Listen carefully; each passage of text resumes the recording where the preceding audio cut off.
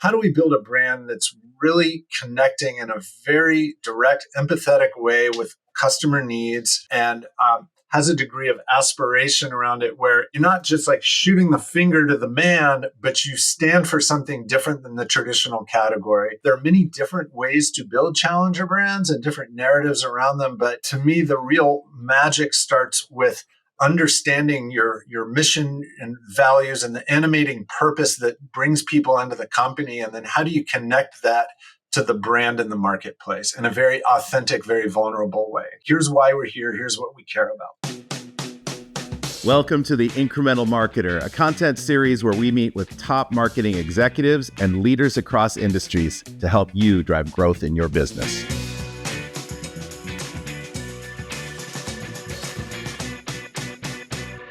Welcome to the Incremental Marketer. Today, we're joined by Scott Kabat, founding partner and CEO of 621 Consulting, where he leads a team of fractional CMOs and marketing operators, helping companies scale and navigate strategic transitions. Scott's work spans industries from e-commerce and CPG to SaaS and digital health, and he has expertise in brand positioning, investor strategy, and subscription growth. Previously, Scott was CMO at One Medical and Prezi, co-founded Nomia, which is a Y Combinator company, and held senior roles at Flip Video, acquired by Cisco for $600 million, Clorox, and A.T. Kearney. And he's a graduate of Harvard Business School, an Edmund Hillary Fellow supporting entrepreneurs driving global impact, and just has an overall amazing background. Scott, welcome. It's great to have you here. Hey, Paul. Thanks for having me. Really honored. Tell us about 621 Consulting.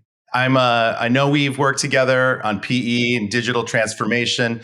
Love to hear more about the company and give our audience an intro. Sure. And I know in the course of this conversation, we'll get more into the backstory of it. But I founded 621 a little less than a decade ago after a long history as a marketing executive myself. And I think the genesis of this was I was seeing companies continue to struggle with figuring out marketing, largely because there are just so many flavors of marketers. There's so many different specialties, all legitimate, but all very different. And so you see this revolving door of CMOs, and you see a lot of companies at various inflection points in their growth, kind of grappling with what the right talent equation is and when. So the basic ethos of 621 is we've carefully curated a team of veteran marketing operators. These are people who my partners and I have known and worked with through the course of our long careers. They're pros in their lanes of marketing, and we embed them into companies as fractional operators to help them through the capability building phase. So it's a lot with growth stage startups. We also do a lot with private equity around digital transformation of traditionally analog businesses, both B2B and B2C. And our talent ranges, as you said, from fractional CMOs and advisors to hands-on operators across revenue operations, demand gen, brand positioning, content. Like I'm always quick to say, what we are is a team of experienced operators. We're not strategy consulting. We're not an agency. Like our folks have all been there, done that, mostly coming up in the startup world. I've always been impressed with the caliber of people and the discussions that you drive within those organizations. It's not easy, right? You have a PE team, you have an operating team or teams, all trying to come together around how do we grow this business. And the fractional model is also relatively new in the grand scheme of things. Tell us more about that and sort of the evolution of fractional, where we are today. Look, I think there's a real benefit to fractional, and we feel very good about the product market fit at the moment. We're always super clear when we meet a company that our plan is not to be their long-term outsourced marketing team. Rather, what the fractional model enables you to do is very surgically punch above your weight with people who are doing things they've been doing their whole career. So on a really targeted basis, you can leverage them to be thought partners, build capabilities. Oftentimes we'll counsel our clients on marketing hires and then help onboard those people so we can shrink their time to impact. That's something we talk about a lot. So, look, the fractional model comes with that ability to bring in talent who maybe more experienced than you'd otherwise need or be able to afford or hire in a full-time role. And it also comes with the inherent flexibility that we're usually coming in for 90-day sprints, one at a time. And oftentimes those relationships will extend, but it's very targeted around a core set of deliverables. How do you explain the value, I guess, to the organization that you do? Are you quantifying it at the end of 90 days? This is one area I like to believe that enables us to build really smart game plans with our clients, is that because we've been operators, we can work with them in this iterative process of building each SOW around a core set of deliverables. Like, here's what needs to get done in the next 60 days or 90 days, something to that effect. And honestly, sometimes, these companies will come to us and they'll know what they need, or they may have a hypothesis on what they need, and we'll push back on that and we'll iterate together a little bit.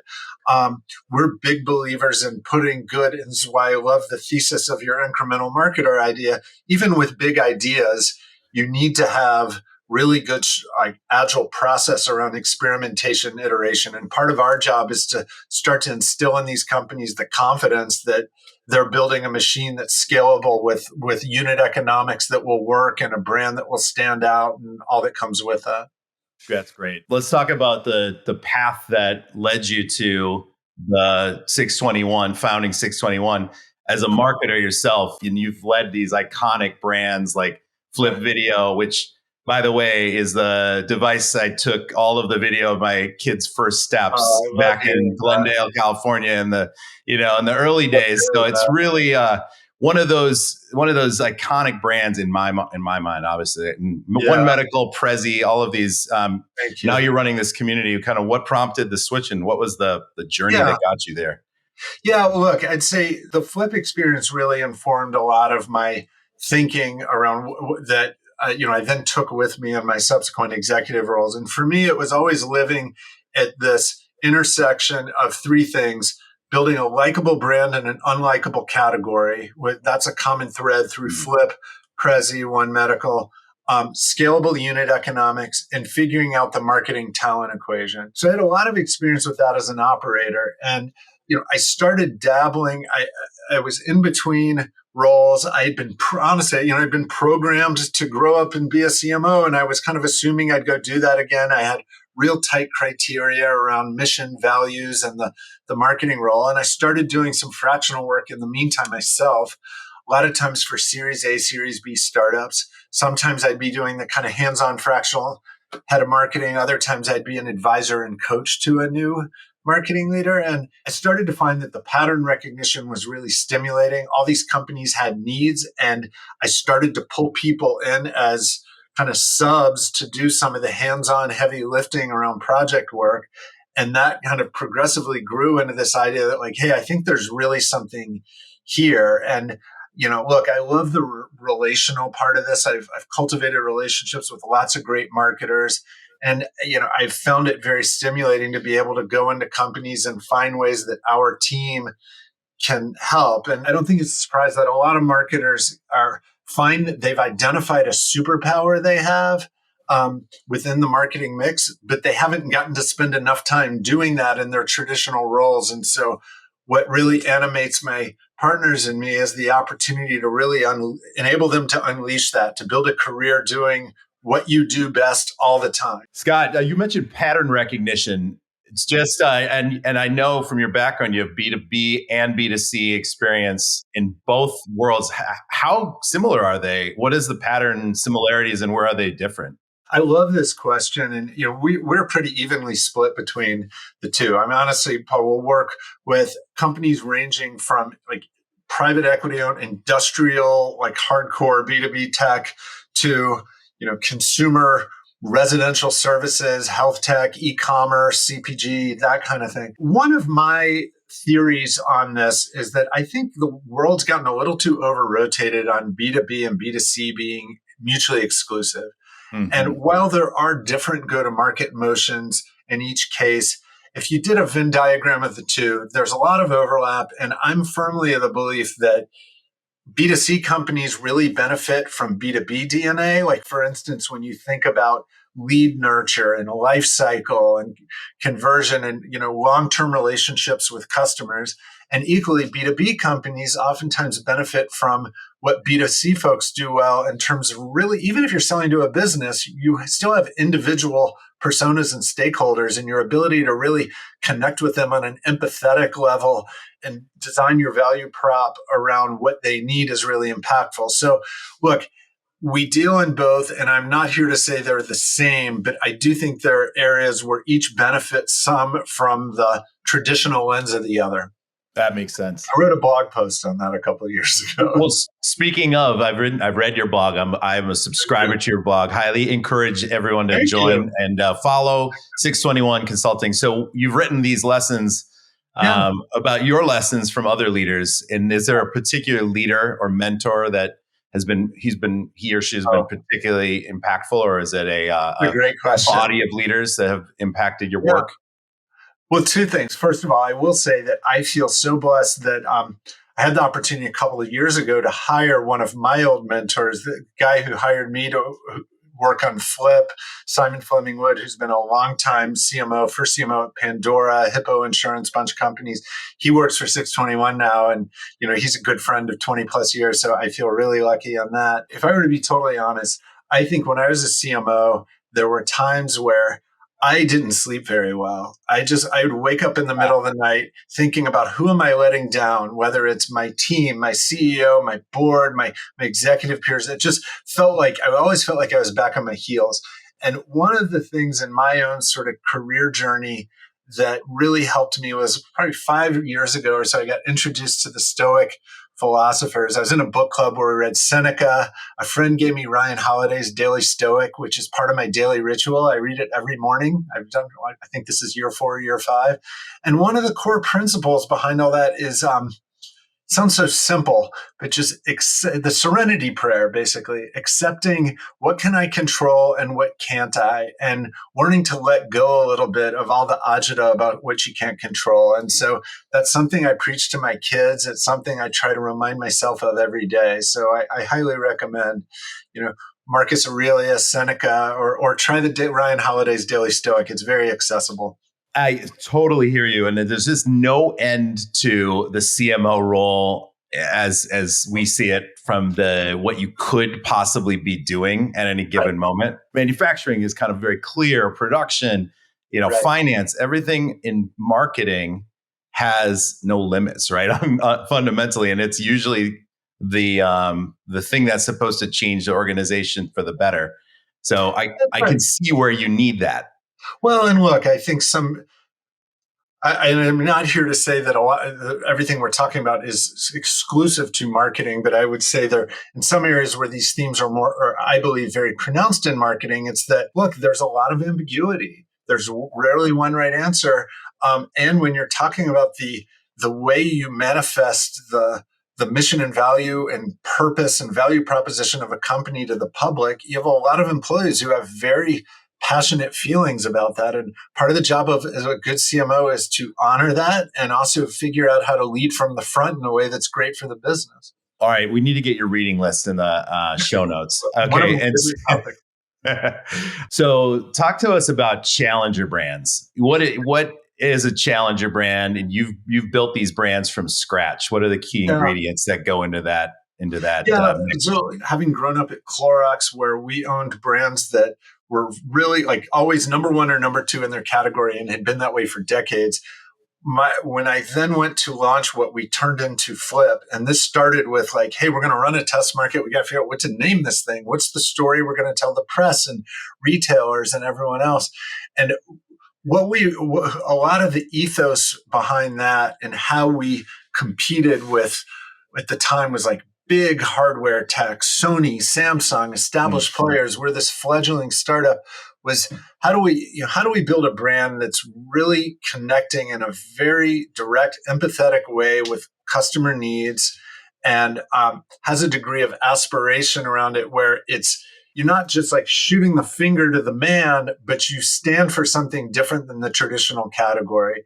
And so we put a lot of thought into that, and it informed not just the marketing, but the way we thought about the product roadmap and what features we left out and the way we handle customer support. Like, to me, it was a very holistic view of the company as a whole. And so I brought that with me. Look, Prezi, we're competing against PowerPoint, which everyone has, but nobody loves, right? And then part of what attracted me to One Medical is like, what's less likable than primary care, right? Right. And One Medical had this thesis, like, we're going to take every element of that experience and turn it on its head. And so I think there are many different ways to build challenger brands and different narratives around them. But to me, the real magic starts with understanding your mission and values and the animating purpose that brings people into the company. And then how do you connect that to the brand in the marketplace in a very authentic, very vulnerable way? Here's why we're here. Here's what we care about.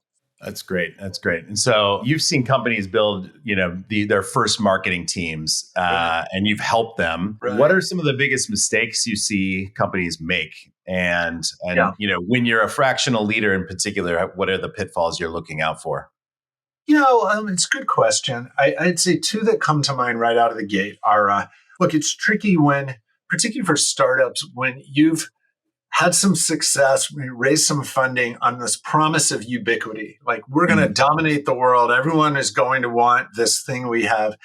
It feels sort of counterintuitive to then have to retrench and get really targeted on your bullseye customer and how you really go narrowcast around that so you can build the muscle around your go-to-market motion, right? And so I do think one mistake is watering things down by going too broad too quickly. And you look at the best you look at how Amazon started in books, or Facebook just started with Harvard. Like, focus on one, or Airbnb with like, let's delight people in New York who need good photos. I think really starting narrow and then learning and applying that discipline over time, you have to make hard choices. I think that's super important. The other is that I think it's not uncommon to have some beginner's luck with some paid acquisition campaigns and Meta and Google.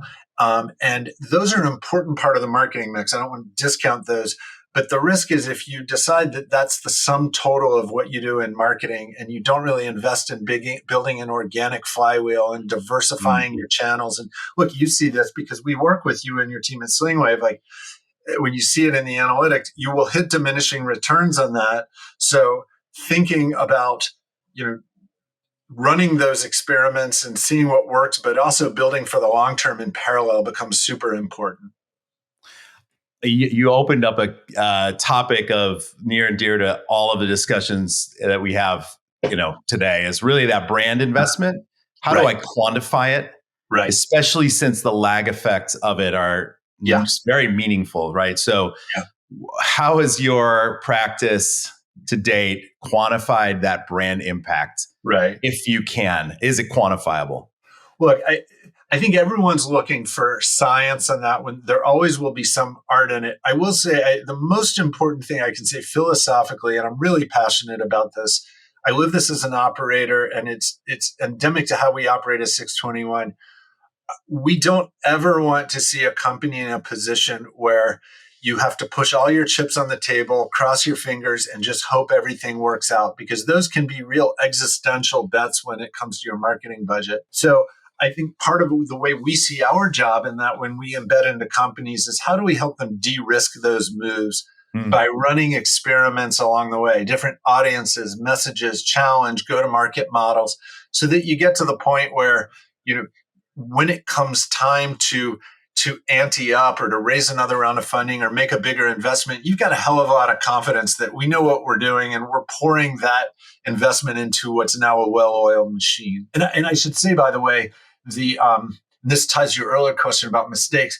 Part of that machine working is also looking at LTV, at customer retention and cross-sell. And I think it is tempting to get so focused on new customer acquisition that you lose sight of whether you're hemorrhaging your new customers. So we look at that end to end, and from CAC to LTV and how they interrelate. Yeah, that's really interesting. The short term versus long term question in terms of short term gains, long term sustainability. How do you advise companies on where to allocate their time and investment? I think that, look, in a world where we can't do everything, we have to be prioritized. I always think about it a little bit as having same to the way you'd think about personal finance. You need a diversified portfolio, right? And so what that means in practice is, look, we need to have a good muscle around attending to the things that will give us short-term indicators, and we should be getting smarter every day. I remember talking in an all-hands meeting at One Medical about this, that like we were delighted when we had an experiment that didn't work because it taught us what not to do next time. And that's part of it, is having a culture where you can experiment and iterate on the things that work or don't work in the real time is super important. And having a portion of your investment around, like, for instance, we're investing in thought leadership content because this will be a long term investment in building our brand and like disarming potential customers and making us a trusted voice in the marketplace. You don't flip that on overnight. It takes time. Right. Let's talk about hype cycles. Now you're in the Bay Area and you've lived the .com bubble. You are now in the thick of it with AI and the companies you advise. Yeah. What's that? Never heard of it. What's this AI? Well, I know, right? Have you? To wake up and tell me in a year's time, are we at a peak of the hype cycle, or are we just at the beginning? I'm not in the forecasting business.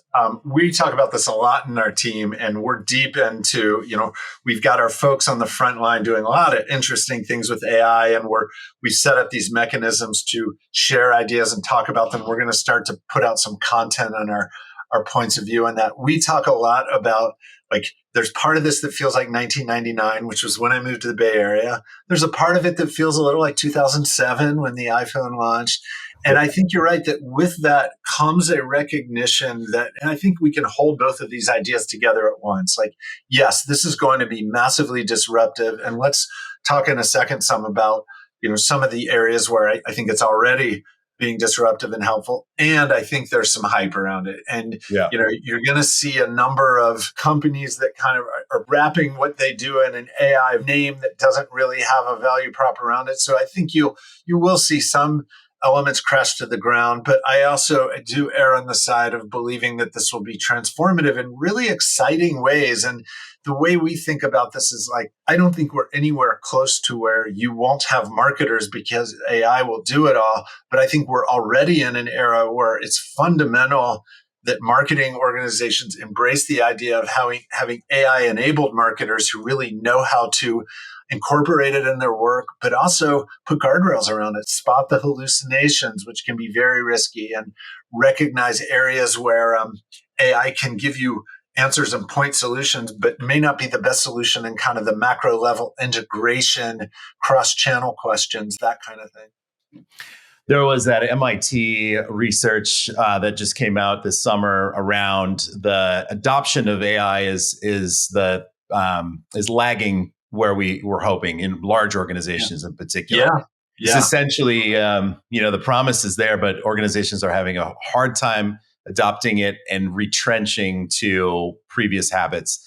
Now, you said there are some examples of that have worked in your portfolio. Do you have a few? And where do you see the biggest traction? Yeah, I'll highlight just without, we'll spare you the gory details. But one area, for instance, where I think it's already proving really valuable is in we do a lot of revenue operations work or help companies build account-based marketing motions for B2B businesses. And by the way, a lot of this RevOps work applies in B2C too, in terms of how you think about segmenting and nurturing leads. There are some really great ways to use AI for enriching those leads and populating, more about them so you can then run very personalized campaigns. And the hallucinations, if you don't know where to look for them, can be really misleading, because what the AI isn't great at yet is proactively telling you where it's giving an answer it's not confident in or outright making it up.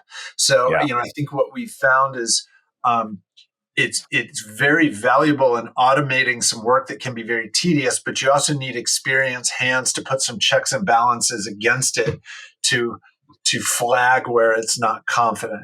Right. I think that's one. I'd say, one area where at the moment I'm a little less optimistic is makes me a little nervous when I hear folks say hey, I just had AI build a brand positioning. My fear with that is I think everything is going to come out looking pretty similar. And there's a real kind of any great positioning and messaging hierarchy connects with like some fundamental base psychological insights about human needs and behavior. I'm just not yet convinced that AI can do that kind of high leverage work well. Yeah, right. It may one day. Yeah, right. Yeah. Well, it's improving so rapidly as this is one of those tested in a year, we'll see. Right. But I'm with you. I definitely have seen those exact kind of like revert to mean. And there's industries where you want to revert to mean, but in building a brand, if everyone is reverting to mean, what's your brand? That's right. It's exactly right. Exactly right.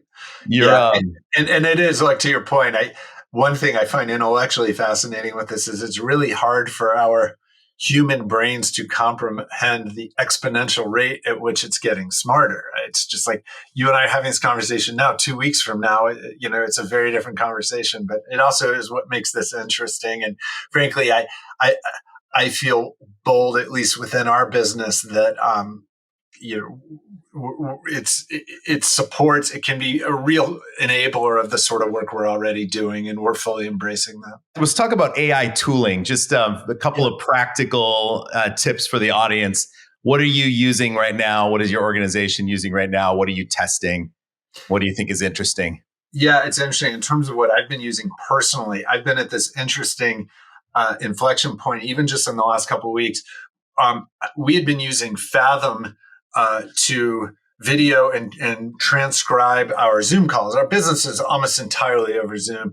And I'd generally been very impressed with the transcriptions, and then it posts everything to HubSpot where we log all our contacts. I like that. I have found at times that I feel like it's a little obtrusive to, when you and I are having a call and, I want us to be able to speak candidly. And when there's a video note taker, that's a little uncomfortable. I started dabbling with Granola a little, and I've been very impressed just in terms of its ability to replace some of the work I'm doing in the background and manually taking notes.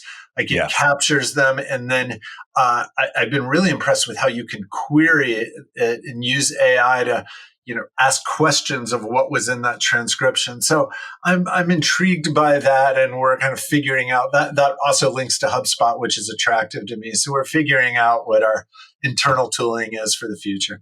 Thanks for that. Great. More on the bigger picture. If you could go back and give your younger self one piece of advice, you are stepping into your first CMO role. What advice would you give your younger self? I wish when I was earlier in my career as an executive, I forced myself to play offense more. I think that for anyone who's like new in an executive role, and particularly as a CMO, when you have so many constituents and so many strong opinions to balance, I think it was easy to get into the mode of just reacting a lot to internal and external forces. Like you can keep yourself busy all day, just, catching the hot potato and playing defense. And I do think that fundamentally, to be a great executive, you've got to figure out what to kind of push to the side and where to really lean in and go for broke. And it took me a little while to build that confidence. If I could talk to the earlier version of me, I said, don't care quite so much about all the incoming and focus on driving your own agenda, 80% of the time. And your younger self thanks you. And now, is there an HBS case study written on you? I'm serious. I don't know the answer. There definitely isn't. And, you and I are both alumni. It's fascinating from when we're there to think about the stories we read about in those days. Yeah. Well, we could talk about what was your favorite case, but I want to know what case you want written about you. Oh, man. That's such an interesting question. Look, I will say what's interesting to me, Paul, is I go back to my business school reunions. I had my 25-year last year. And I don't think, by the way, this is a theme that's exclusive to MBAs at all. I think it's just as people get to a certain point in their career, I think I went through a lot of existential questioning. Once I'd kind of gotten to where I thought I was supposed to get, like I wanted to cut my teeth in CPG, then work in tech and grow up to be a CMO and all that. And then I experienced this feeling of like, gosh, I'm not feeling the rewards, and I'm struggling some with how I think about how this fits in my broader life as a dad and husband and all that. And I think those existential questions are really fascinating. And I have a lot of friends who went through the same journey. And I'm just a big believer that we should be open and vulnerable with all of that. And, we're really passionate at 621 about people bringing their whole selves to work. I always tell our team, like, we want to be an enabler for you to live your best life professionally, but also outside of work. And you don't have to compartmentalize those. And so a case study to me that really gets into, I always love the ones of people at crossroads where the conversation wasn't just about how they're crushing it in their career. It's like, how do you use this limited time you have in a way that's meaningful on all fronts? And yes, I love to dig into all the life design stuff. Look, above all, this marketing, figuring out marketing can be hard. It's a complicated, changing landscape, and you're not alone in that. And there are a lot of marketers who empathize and have been through it. And whether it's 621 or others, there's a community of people who can help you through it as a leader. It sounds like it's either your first case study in foundations or it's your last case study before you go into the real world. Maybe so. Yeah, I love it. Well, I can't wait to see that one written. I will recommend Arthur Brooks wrote a book From Strength to Strength, which I think is super interesting as you get a little further in your career and think ahead. Thank you so much for joining us today. What's the best way for people to get in touch with you? Go to our website, 621consulting.com, or you can email me, scott@621consulting.com. 621 is by the way, for June 21st, the first day of summer. And that's the inspiration of what we do. It's that feeling of excitement and newness when you started summer vacation as a kid. That's fundamental to how we operate. We appreciate that here in the upper Midwest. The 621 is the best day of the summer, in our opinion. Thank you for joining us, and look forward to having you back on a future episode. This was great. Really enjoyed it. Thanks again. Thank you, everyone, for joining us today on today's episode of the Incremental Marketer. Stay tuned for more voices, more lessons, more proof points, and we'll see you again. If you enjoyed this conversation, don't forget to subscribe, like, and share, and join us for more episodes with the leaders shaping the future of marketing.